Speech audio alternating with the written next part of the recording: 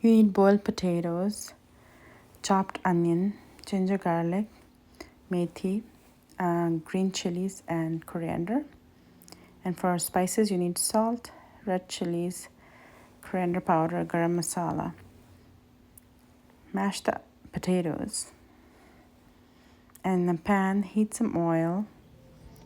Add the chopped onions. Saute them. Make sure they don't turn brown. Just saute them. Now add ginger garlic paste, about a tablespoon. Add a little bit of water because otherwise the onion will start to burn. Now add spices.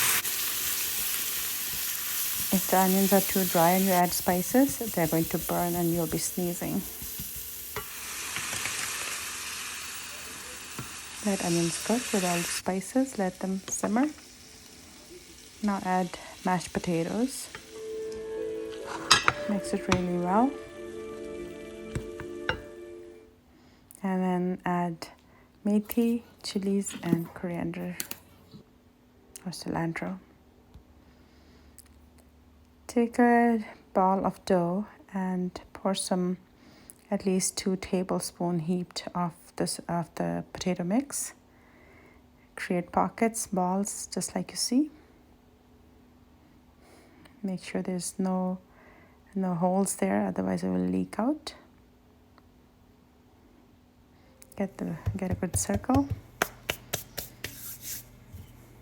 You'll need some dry flour so that it doesn't stick. Shape it, roll it, shape it. Have the tawa ready. Make sure the tawa is warm. And then put it on top. Let it cook on one side and pour some butter on top of it, or you can also use ghee or oil. Flip it over and make sure you don't burn it.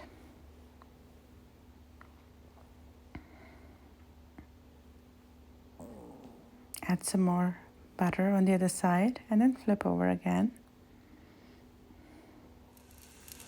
You can see how the paratha poofed and how it's kind of turning reddish golden. It's going to be a nice crispy paratha. If you find that the edges are not as cooked, you can always fold it, turn it, and then cook it. Here's our ready paratha. You can see how flaky it is. Enjoy it with plain yogurt.